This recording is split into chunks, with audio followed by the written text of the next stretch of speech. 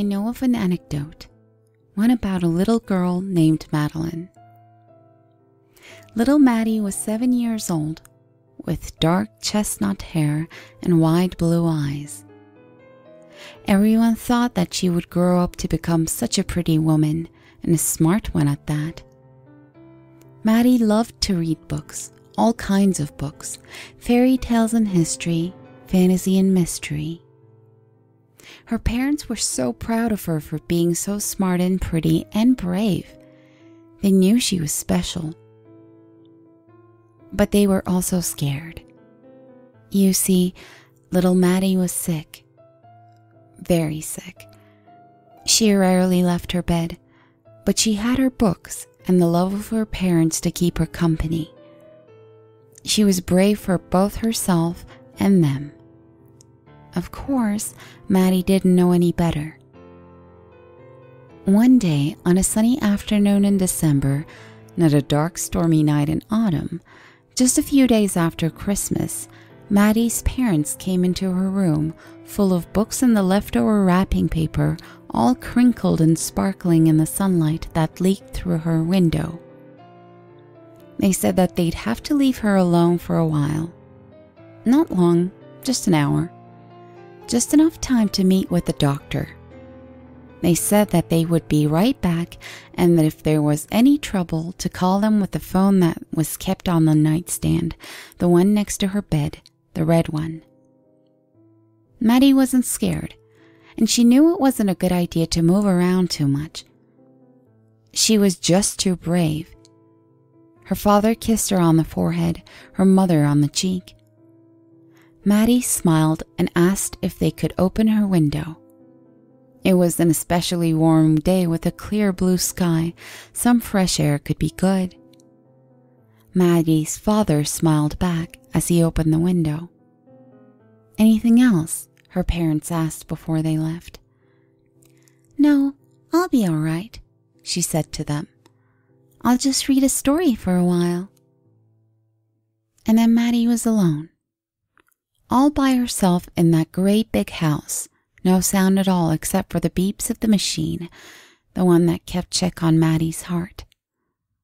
She tried to read her book, but the sunlight that fell on her face made her sleepy. Maddy closed her eyes for how long she didn't know. Not long enough to dream, but long enough to lose time. To her, it was just a blink and nothing more. But she didn't open her eyes willingly. The squawk of a crow, a black crow, forced her from the peace of sleep.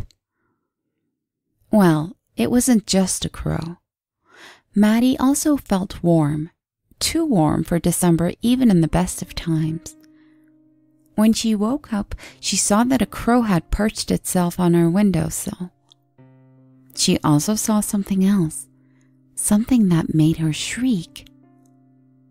The chair that was kept in Maddy's room, the chair that her mother would sit in just before bedtime, the chair that should have been empty, had been filled by a stranger. To Maddy, it looked like a person, but also not like a person at all. It had a face with eyes and a mouth and a nose and all, and it had arms and legs just like a man's. It was even wearing a suit, a black suit with a white shirt and a purple tie. But this stranger, this man, if you will, looked wrong to Maddy. His face had all the right parts, but they were mutilated in ways almost incomprehensible. Shiny and pink in some places, black and crackled in others. He had no lips, and his nose was made of two small holes that flared in and out as he breathed. His eyes were yellow and sunken, never blinking, not even once. His body, while never falling to ash, had small flames dancing up and down the lengths of his arms and face, flickering hot light. His clothes were covered in the stains of blood. He looked much like a burn victim would before the fires were put out. The machine, the one that kept watch over Maddy's heart, began to beep quickly and loudly.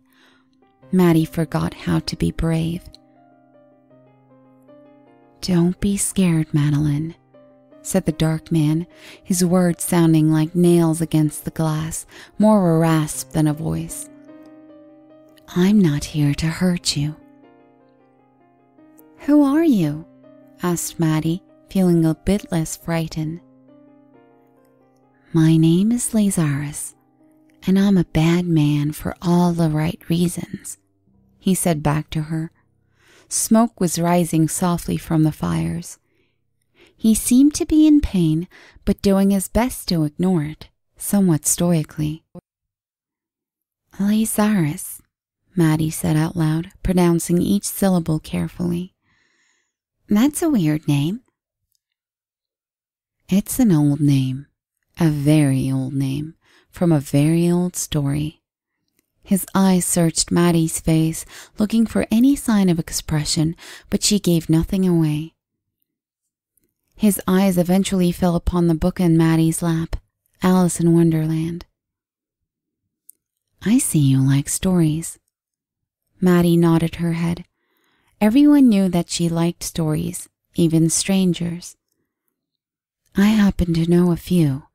Would you like for me to tell you one? We have some time to spare." Maddy didn't know what to say. She thought the burning man was being friendly enough, even if he was scary. But Maddy was alone.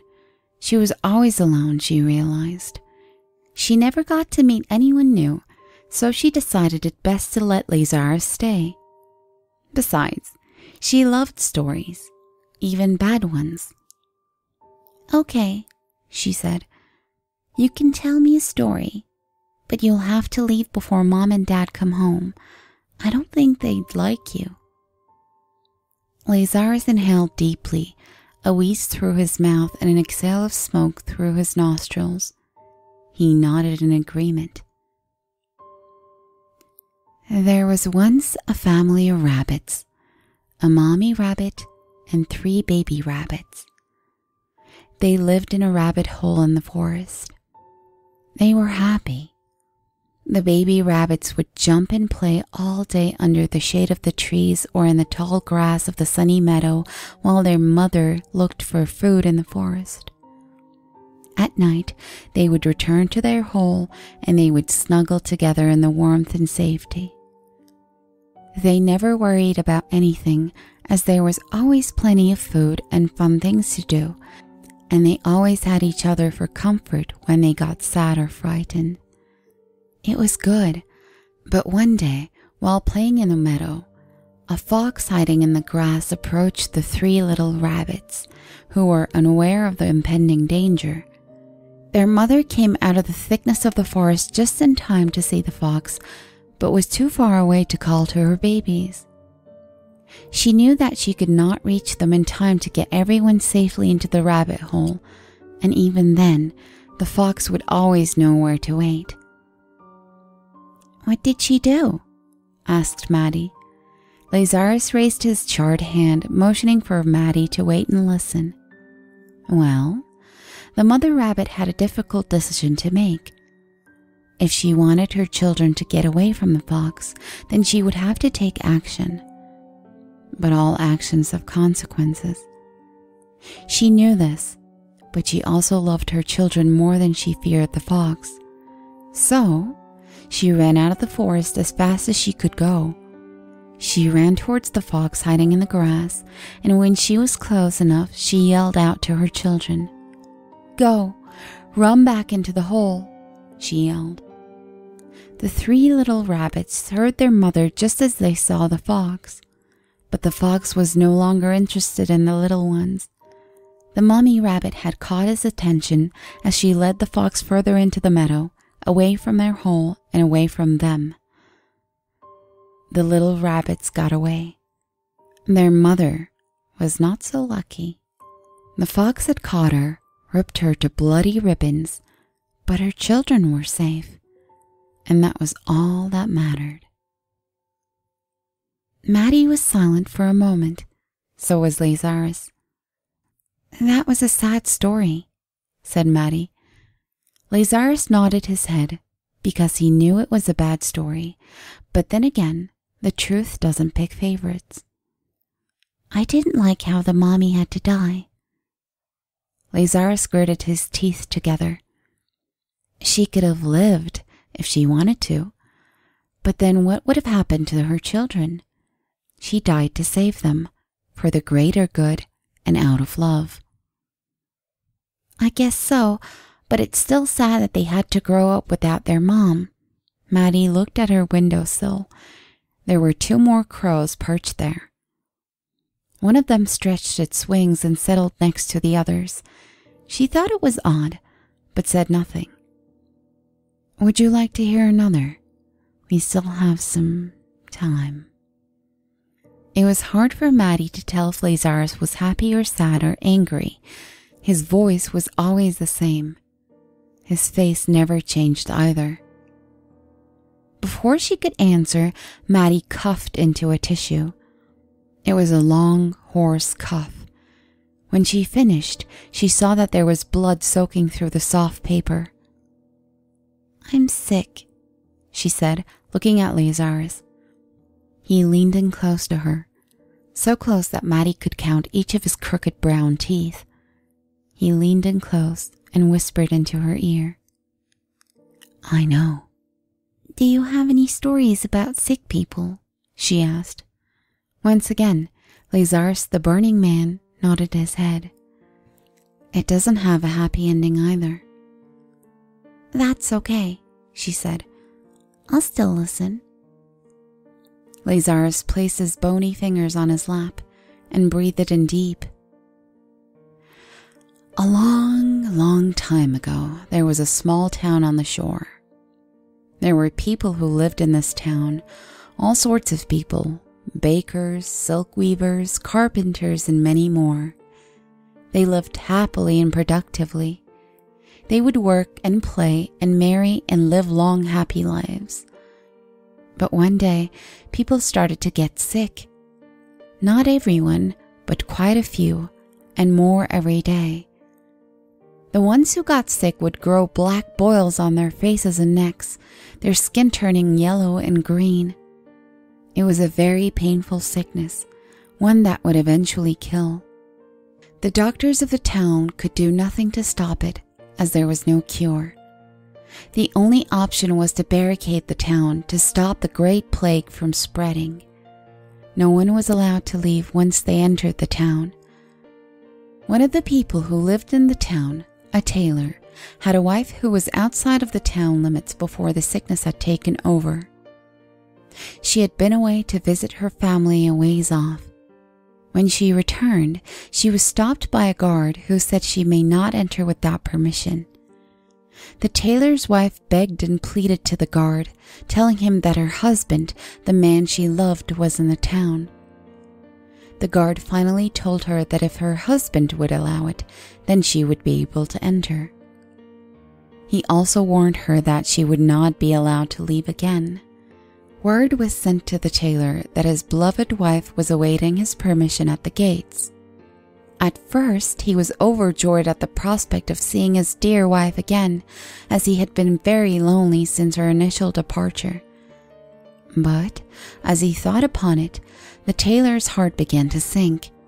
He realized that if he were to allow his wife to enter the town, that he would condemn her to the same fate as so many others. The thought of her suffering through the sickness, the sores and bile and rot, the festering misery, he could not allow it.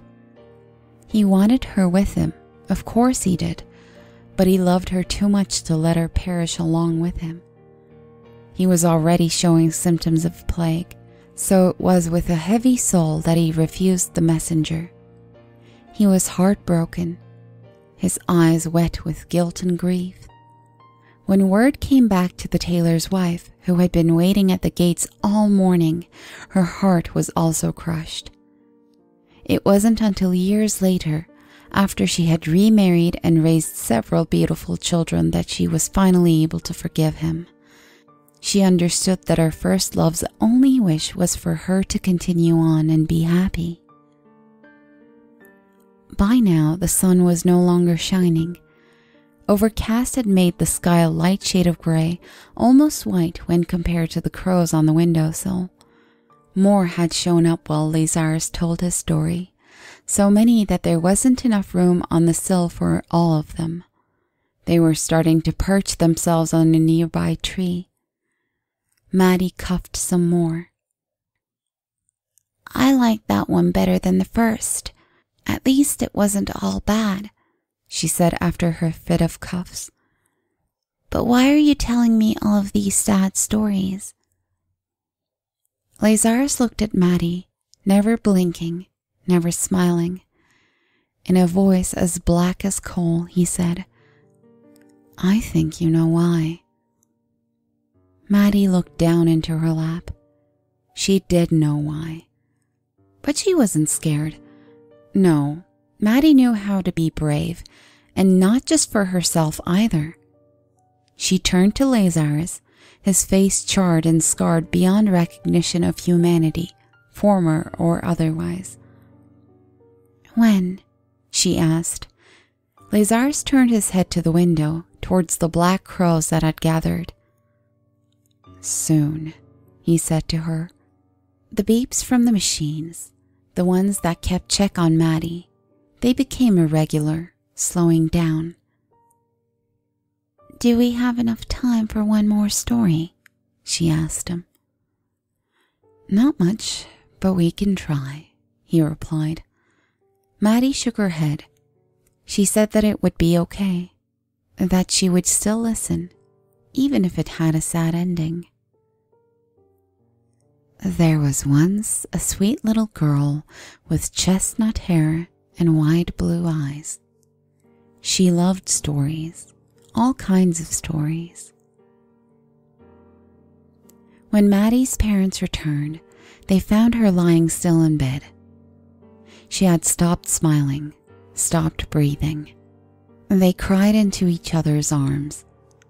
What they had been told by the doctor, they knew it was only a matter of time. Even still, they didn't think that it would be this soon. Their souls had been profoundly crushed, shattered into oblivion. But in a strange way, not in a callous or indifferent way, they were relieved. The weight of the inevitable had been lifted, and in its place a sharp sting. They knew this as they wept and while gazing out of the bedroom window. They were focusing on the sky, which had grown into a perfect and terrible shade of gray. They were so focused in their sorrow that they never even noticed the burns left on the chair. The crows had taken flight.